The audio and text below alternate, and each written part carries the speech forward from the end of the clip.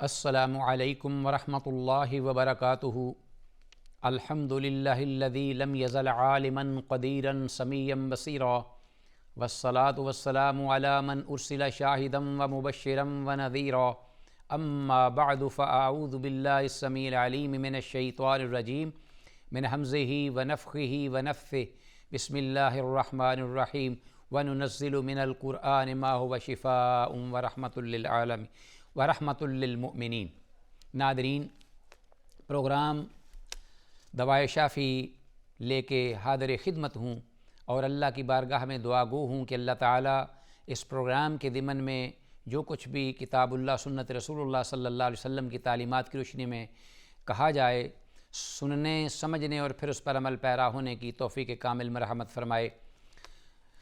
سبحانک لا علم لنا الا ما علمتنا انک انت العلیم الحکیم۔ ناظرین، آج کی اس نشست میں گفتگو کا ہمارا موضوع وہ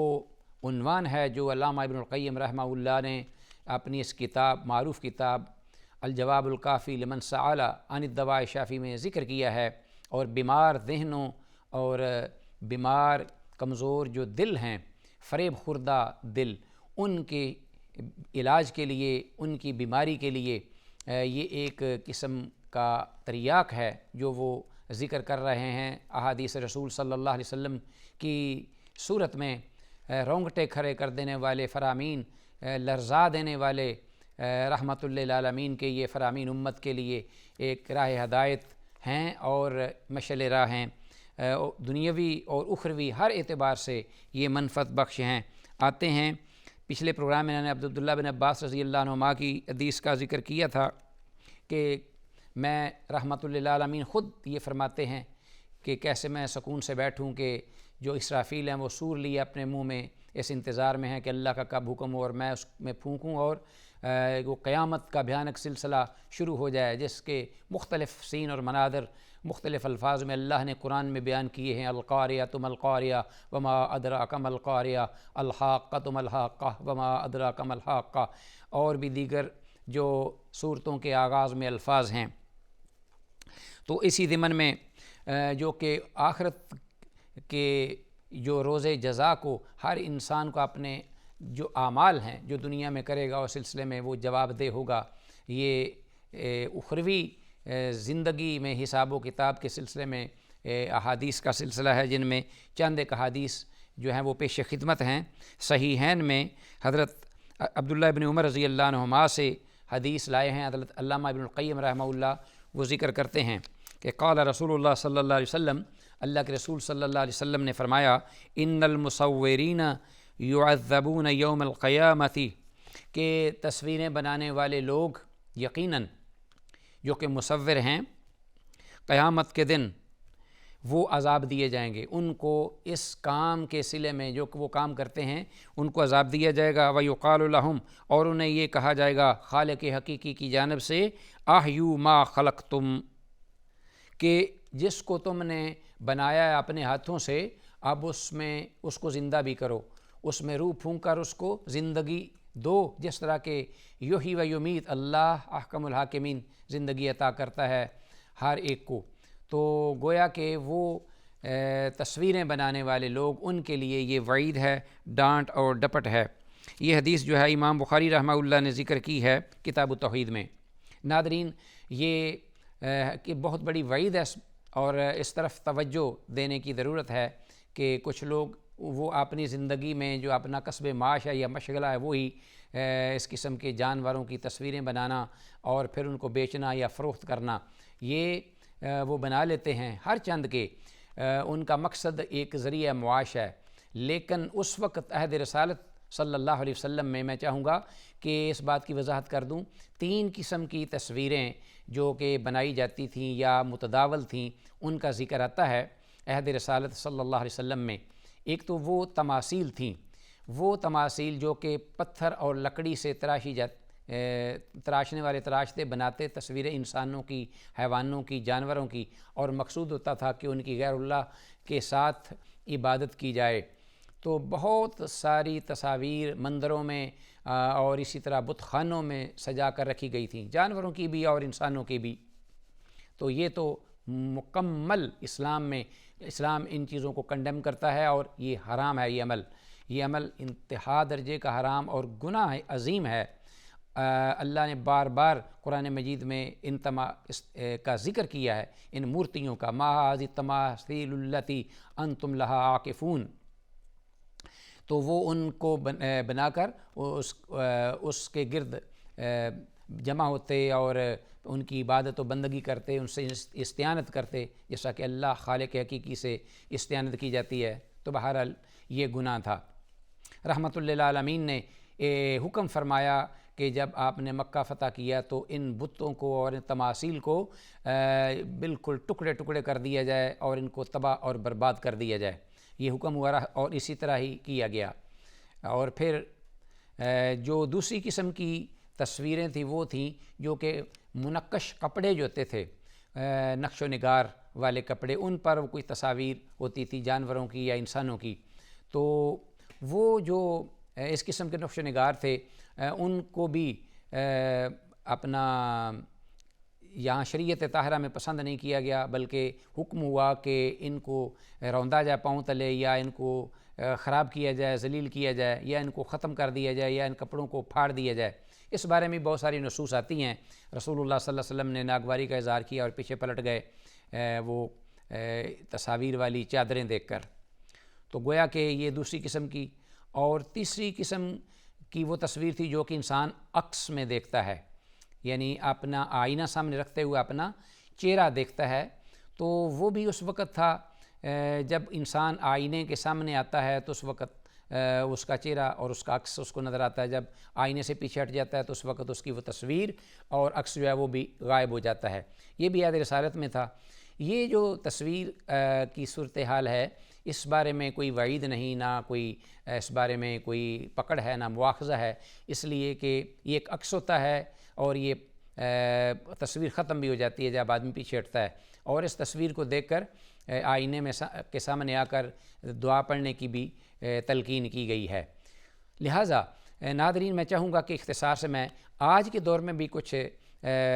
جو تصاویر متداول ہیں میں ان کا ذکر کرتے ہوئے آگے آتا ہوں تاکہ ہم بچ سکیں جو حدیث میں یہ وعید و ڈانٹ و ڈپٹ ہے اس سلسلے میں. ایک تو یہ جو ہمارے ہاں اخبارات اور جرائد اور یہ رسائل اور پھر میگزین اس قسم کی کثرت سے تصاویر ان پہ ہوتی ہیں مرد و زن کی اور اسی طرح دیگر حیوانات کی بھی. تو ان کا حکم وہی ہے جو حکم عہد رسالت صلی اللہ علیہ وسلم میں کپڑوں پر نقش و نگار کا تھا. تو گویا کہ ان کی اجازت نہیں، ان تصویروں سے بچنا چاہیے. اور ان تصویروں کو دیکھنا بھی اگر مرد جو ہے وہ عورتوں کو دیکھ رہا ہے، عورتیں مردوں کو دیکھ رہی ہیں تو وہی حکم ہے جو کہ ایک انسان جو ہے وہ اس کو غض نظر کا حکم ہوا ہے. تو یہ تصاویر جو ہیں یہ جائز اور حرام ہیں، ناجائز ہیں. اور ایک تصویر ہمارے سامنے آتی ہے جو ہم دیکھتے ہیں ویڈیو میں.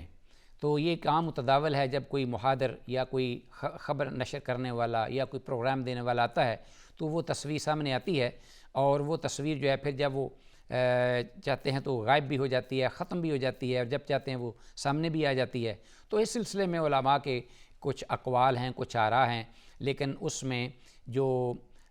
کچھ علماء ہیں ان کا یہ قول ہے کہ اگر ضرورت ہو، الضرورت تبیح المحظورات، تو ضرورت کے تحت یہ ویڈیو کی تصویر جو ہے وہ چلانے میں کوئی حرج نہیں ہے. واللہ اعلم وعلم بالصواب. ناظرین بہرحال یہ تماثیل اور یہ تصویریں بنانا بغیر کسی وجہ کے اور جانوروں کی اس بارے میں یہ وعید ہے جو رسول اللہ صلی اللہ علیہ وسلم نے بیان فرمائی ہے.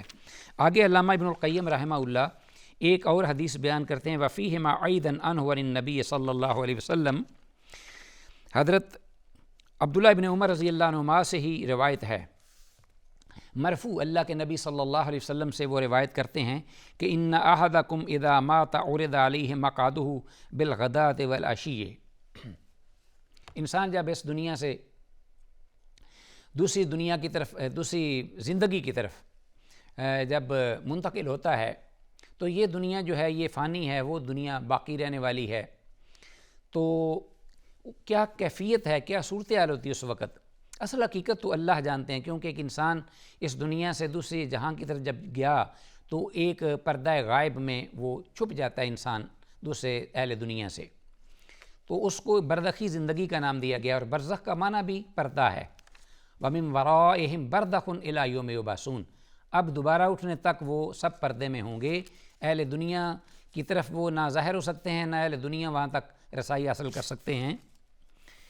لیکن جو چیزیں ناظرین رسول اللہ صلی اللہ علیہ وسلم نے اس بارے میں بیان فرمائی ہیں، بس اس حد تک بیان کرتے ہوئے باقی جو علم ہے غیب کا اور نالج، اس کو اللہ کی طرف منسوب کر دینا چاہیے کہ واللہ اعلیٰ وعلم بالصواب۔ رحمۃ للعالمین نے بیان فرمایا کہ تم میں سے جب کوئی شخص اس کو موت آتی ہے تو اورد علیہ مقعدہ بالغداۃ والعشی، تو مرنے کے بعد جو شخص ہے اس کی روح یا جسم دونوں مراد ہیں یا صرف روح مراد ہے، تو اللہ جیسے چاہے جس طرح چاہے قادر مطلق ہے کہ روح اور جسم دونوں کو وہ دکھا دے یا صرف روح کے سامنے یہ منظر پیش کر دے۔ کیا اس کا ٹھکانہ اس کو دکھایا جاتا ہے۔ ان کان من اہل الجنہ فمن اہل الجنہ، اگر تو وہ اہل جنت میں سے ہوتا ہے اللہ کے علم میں، تو اس کو اس کا ٹھکانہ اہل جنت یعنی جنت کا دکھا دیا جاتا ہے، پیشگی اس کا ٹھکانہ۔ ابھی وہ وہاں گیا نہیں، نہ حساب و کتاب ہوا ہے، بلکہ وہ ابھی قبر میں ہے۔ وہ تو یوم قیامت یا محشر کے دن کے بعد، حساب و کتاب کے دن کے بعد حساب ہوگا، تو اس وقت وہ اپنے اصلی ٹھکانے میں پہنچے گا،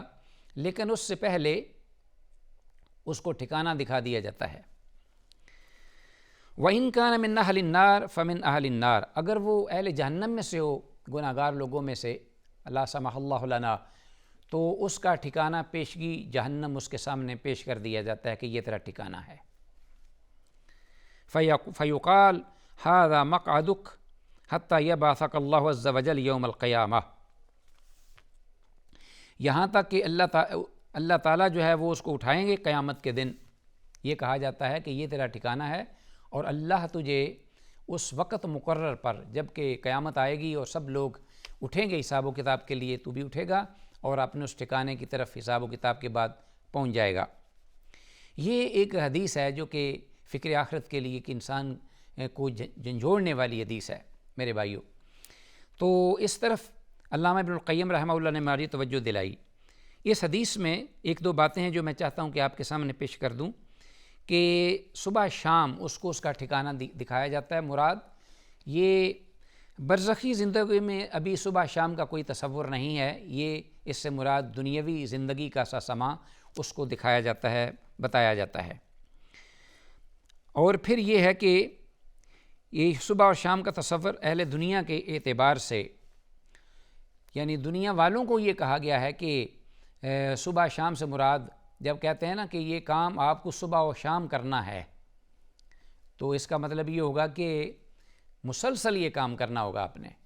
گیپ نہیں ہے اس میں، اور نہ ہی اس میں آرام ہے۔ تو یہ ایک کنایہ ہے کلام کا، گفتگو کا، کہ یہ بھئی کام اتنا اہم ہے اور اتنا آپ کے لیے یہ ضروری ہے کہ آپ کو دن رات یہ کام کرنا ہوگا۔ تو اب یہ ٹھکانہ دکھانے کا بھی مطلب یہی ہے کہ صبح اور شام سے مراد مسلسل وہ ٹھکانہ بار بار اس کے سامنے کیا جاتا ہے، اہل جنت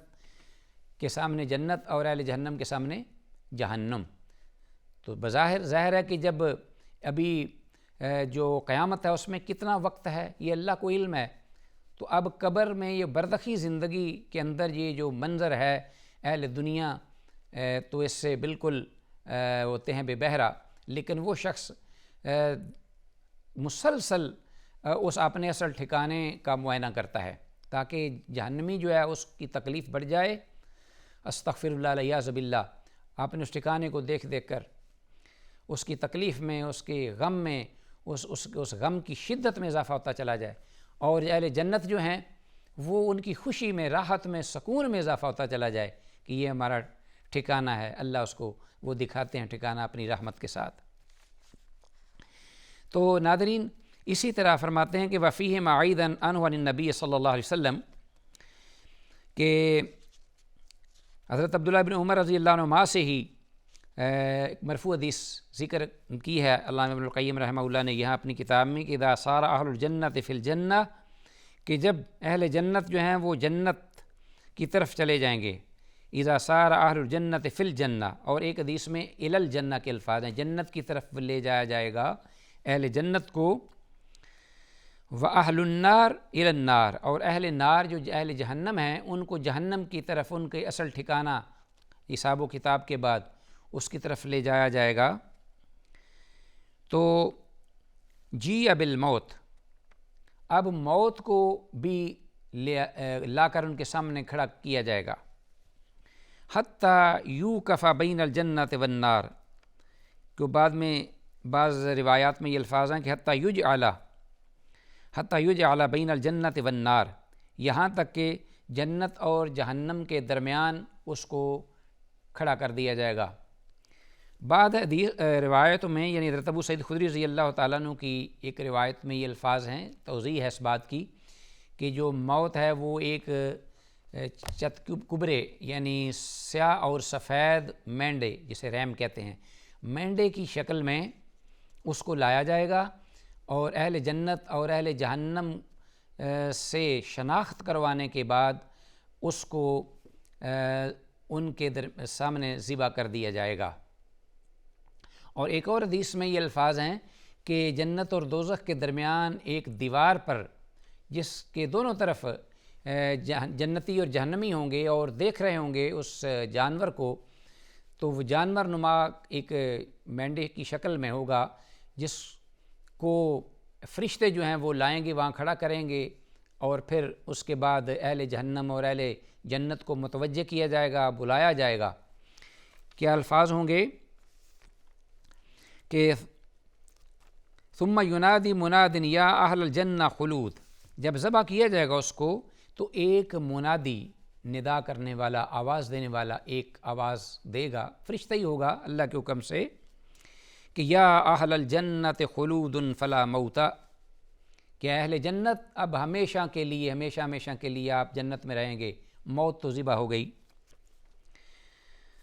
وَيَا أَهْلَ النَّارِ خُلُودٌ فَلَا مَوْتَ، اور اے اہل جہنم، ہمیشہ ہمیشہ کے لیے آپ جہنم آپ کے مقدر کر دی گئی ہے، موت کو ذبح کر دیا گیا ہے، موت نہیں ہوگی۔ فَيَزْدَادُ أَهْلُ الْجَنَّةِ فَرْحًا إِلَىٰ فَرْحِهِمْ،